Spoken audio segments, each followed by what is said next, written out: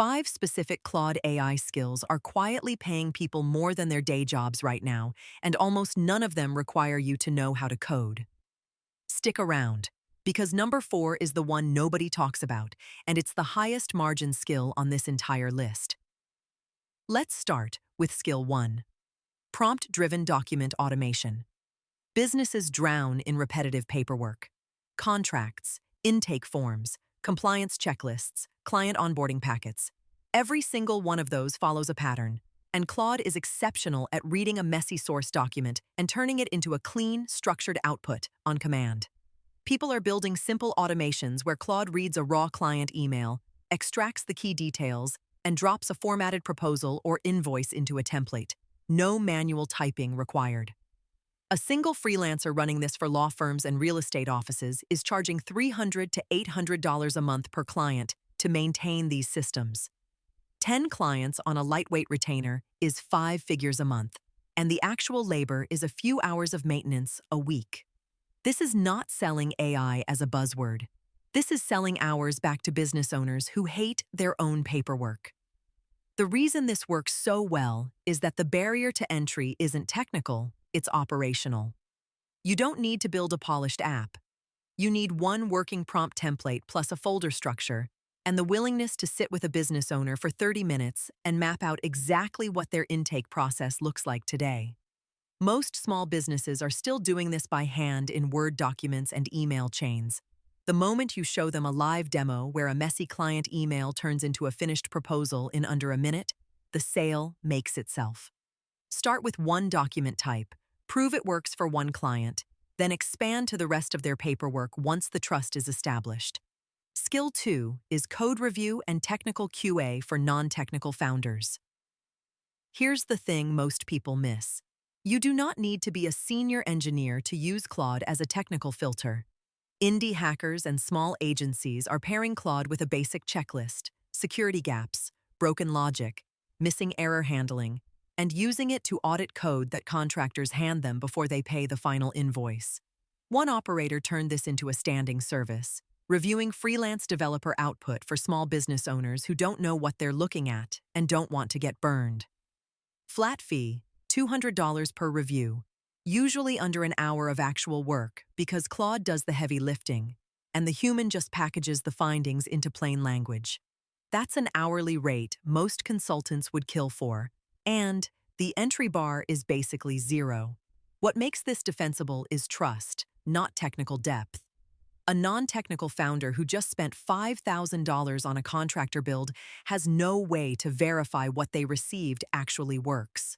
You're not competing with senior engineers. You're filling a gap that senior engineers never bothered to serve because the ticket size is too small for them. Claude reads the code base, flags the obvious red flags, and you translate that into 3 sentences the founder can actually understand and act on. Do this 5 or 6 times and word spreads fast inside founder communities because everyone in that world has been burned by a contractor at least once. Number 3. Building and selling custom Claude skills and workflows for other businesses. This is the meta play, and it's exploding right now. Claude supports custom skills, essentially packaged expertise the model can load and apply consistently.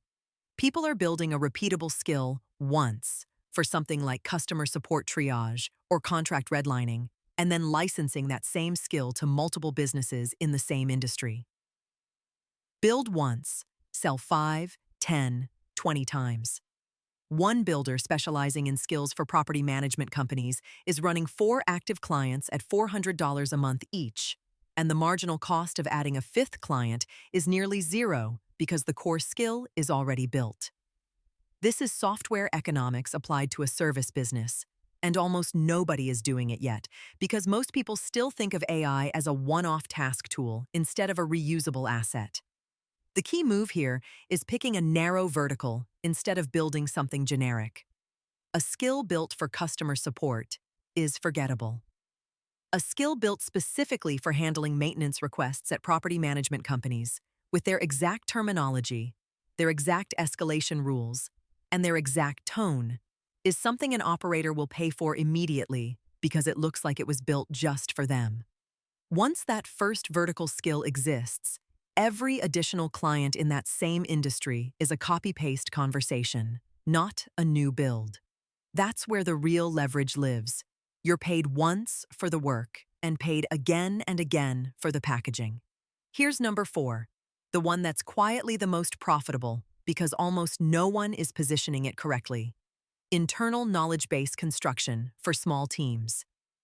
Every growing business has the same invisible problem. Institutional knowledge lives in someone's head, scattered emails, and old Slack threads, and it evaporates the moment that person leaves or gets busy.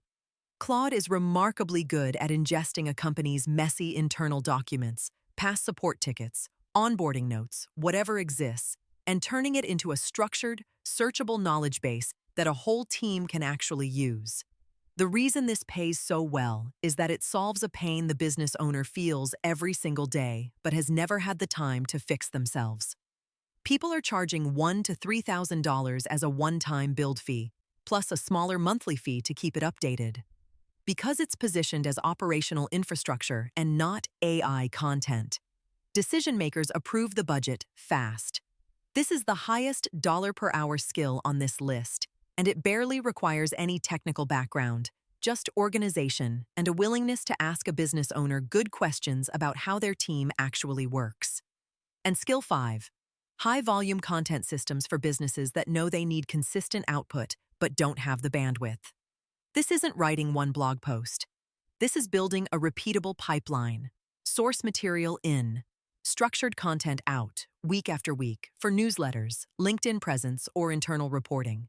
The money isn't in the writing. It's in the system that makes the writing consistent without the business owner touching it. People running this as a monthly retainer are landing clients at $500 to $1,500 a month depending on volume. And because the workflow is templated once, one operator can service 8 or 10 accounts without it turning into a full-time content job. The businesses that pay best for this are the ones that already tried and failed to keep up on their own. They started a LinkedIn presence, posted for 3 weeks, then went silent for 2 months, and they know it. You're not pitching them on the idea of content. They already believe in it.